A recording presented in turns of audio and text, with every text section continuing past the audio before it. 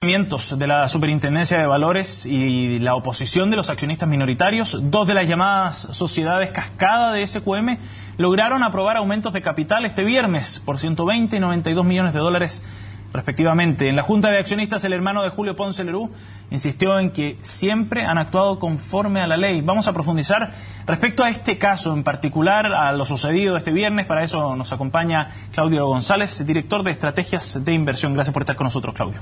Muchas gracias a ustedes, Sebastián. Bienvenido. Claudio, queremos profundizar en este tema que es bien complejo y que, pese a lo distante que puede parecer para el común de la gente, ¿no? Tiene repercusiones importantes, no solo en el ámbito empresarial, sino también a nivel de AFP. ¿Cuál es, crees tú, la real dimensión que se le debe dar a este caso de las cascadas? ¿Cuál es la gravedad, además, que tiene este caso?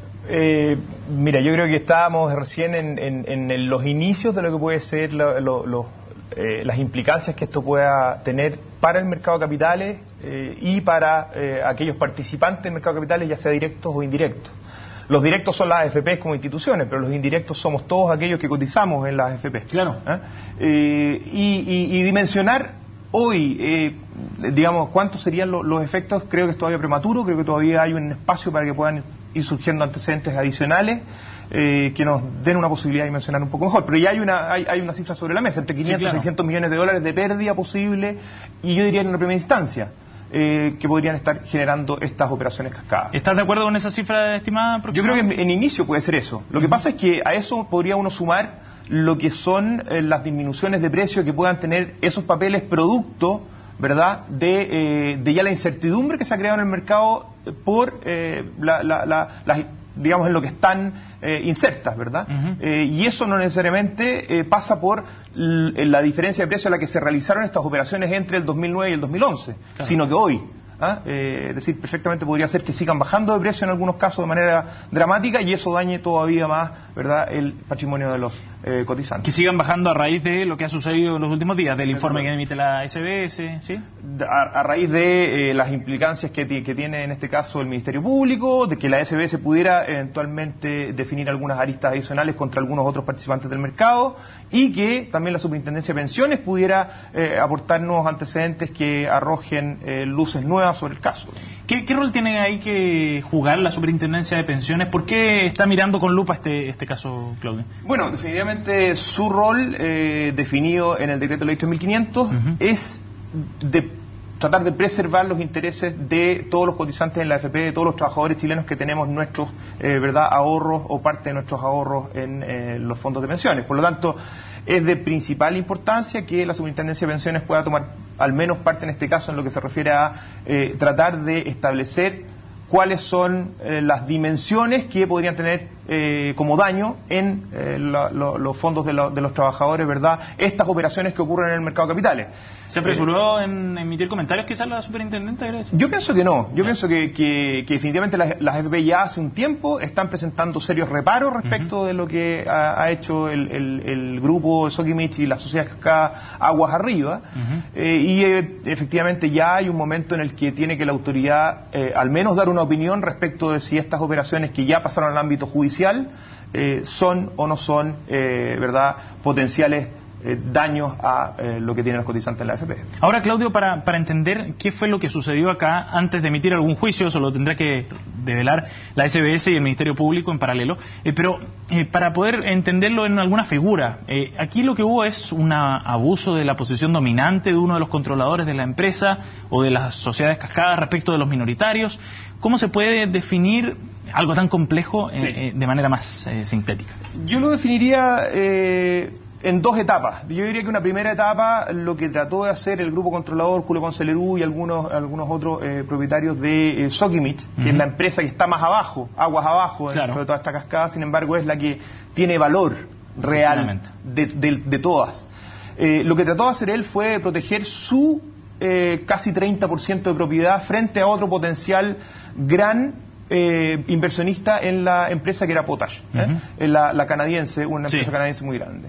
Entonces, lo que él trató de hacer fue generar una arquitectura hacia arriba que le permitiera ir manteniendo su posición, ¿verdad?, importante en la definición del directorio de la sociedad que realmente tenía valor real, que es Sokimich.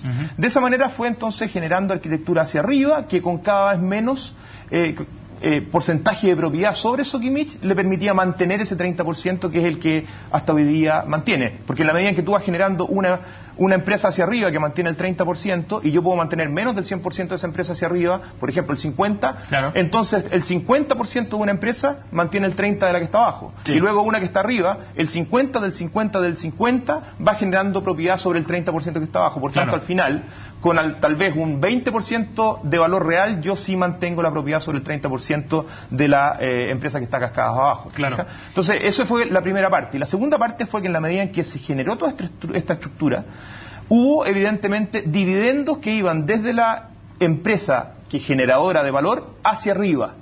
Y esos dividendos iban siendo para el accionista mayoritario, que era el mismo.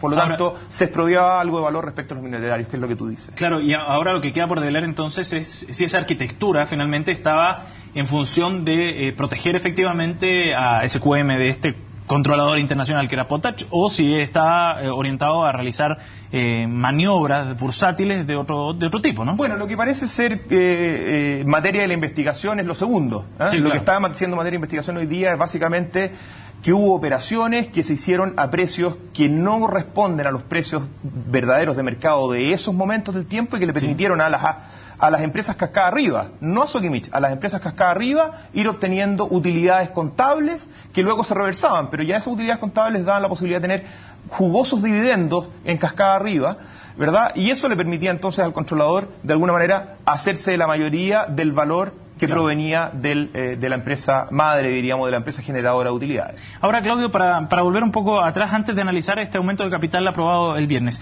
¿qué fue lo que falló acá, crees tú? ¿Falló en la fiscalización? ¿Fallaron los directorios de estas empresas cuestionadas? ¿O sencillamente se aprovechó alguna especie de vacío legal y este es un acto legal, efectivamente, pero quizás cuestionable desde el punto de vista de la legitimidad?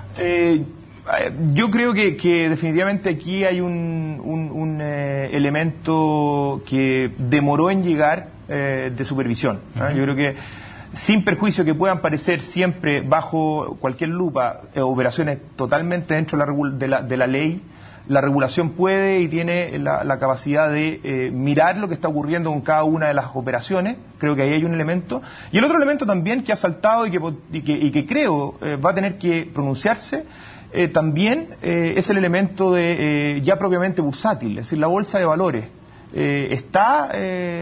¿Cuál es su posición frente al tema? Ahí hay un elemento también que está por verse, ¿no? ¿Por qué? Porque la bolsa de valores tiene que precaver, tiene que eliminar toda posibilidad de que exista alguna operación que pueda estar dañando los intereses de algunos propietarios versus otros. ¿Te fijas? Tiene que estar asegurando que las transacciones se realizan a los precios que corresponde y no a otros. ¿Y ese es el rol de la SBS? Eso es rol de varias partes, digamos. La SBS tiene que de alguna manera, por su constitución, verdad, de ley orgánica, tiene que asegurar esto, pero donde se realizan las operaciones y quien tiene un código, verdad, de ética y tiene digamos una arquitectura de autorregulación es la propia bolsa de valores. Que es donde se realizan las transacciones, donde se dan los precios que creemos de mercado y por lo tanto quien debiera también tener una opinión respecto de lo que aquí ha ocurrido. Ahora, Claudio, viendo ya este hecho de este aumento de capital del día viernes, cuesta entender que se realicen estas operaciones finalmente cuando están bajo la lupa estas sociedades. ¿Por qué la SBS permite finalmente realizar estas juntas de accionistas y da luz verde? Bueno, porque la ley del mercado de valores así lo estipula. La SBS no puede... No puede actuar a discreción, digamos, en función del... No puede actuar a discreción independiente de lo que la ley del mercado de valores establece. Y la ley del mercado de valores establece que es posible para una empresa, ¿verdad?, llamar a una junta extraordinaria de accionistas, que es donde se votan eventos como estos, por ejemplo, aumentos de capital o cosas que estén fuera de la regularidad. Y que con la mayoría de los accionistas eso puede ser llevado a cabo. Y eso es lo que ocurrió, pero con seria oposición de la AFP, que siendo minoritarios evidentemente no tienen la capacidad de imponer, ¿verdad?, o impedir que esto ocurra. Ahora, Claudio, desde el punto de vista de ustedes, ¿se justificaba este aumento de capital? Mira, yo lo veo relativamente inconveniente en un momento en que está en serio cuestionamiento el cómo se han efectuado los traspasos accionarios de esas cascadas hacia arriba en una etapa muy reciente. No estamos hablando hace 10 o 20 años, estamos hablando hace 1 o 2. Sí. Por tanto, creo que habría que haber esperado un poco más. Ahora, Claudio, ¿esta intervención del Ministerio Público se justifica a juicio tuyo?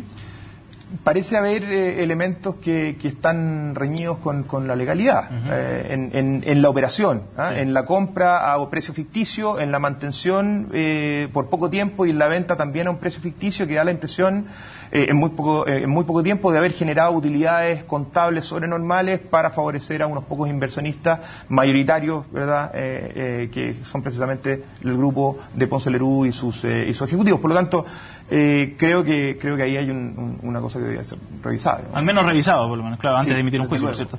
Ahora, Claudio, antes de estar al aire, digamos, fuera de cámara, comentábamos que este era un tema que se hablaba desde hace mucho en el mercado, ¿no? Que no surge de un día para otro, que había comentarios respecto a esta estructura que tenía estas sociedades cascadas. ¿Por qué se destapa ahora? ¿Por qué no hubo una intervención antes? ¿Se demoró la SBS en analizar el caso y tomar la rienda en el fondo? Bueno, aquí lo que tiene que ocurrir es que para que estas cosas de alguna manera empiecen a transparentarse, tal vez, sin perjuicio que en años anteriores podría haber parecido relativamente extraña la arquitectura que se había creado en torno a Sokimich, ¿verdad?, con las sociedades cascadas, sí. Que no había sido replicada en el caso de otras compañías que uno veía en el mercado local. Por lo tanto, por esa razón parecía extraño. Si uno tuviera muchos casos de ese tipo, a lo mejor uno diría, bueno, es la regla, ¿no?, dentro del mercado, pero no lo era.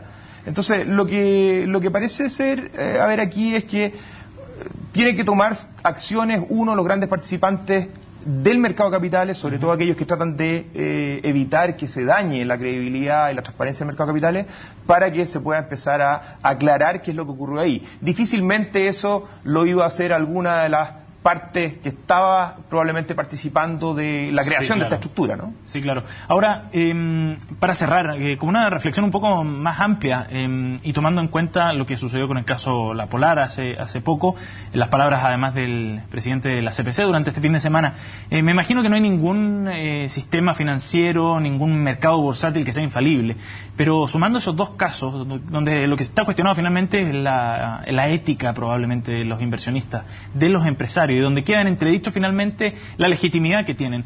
¿Qué es lo que está sucediendo? ¿Es algo circunstancial? ¿Nos encontramos frente a dos coincidencias en el tiempo, digamos? ¿O qué es lo que está pasando? Dos coincidencias grandes, diría yo. Y graves, además. Graves, que pueden tener, de hecho, una ya la conocemos bastante en profundidad, La Polar. Este caso probablemente va a seguir teniendo algunas aristas que tengamos que conocer, y pues eso nos puede llevar a entender que también es un caso con implicancias muy, muy relevantes. Sí.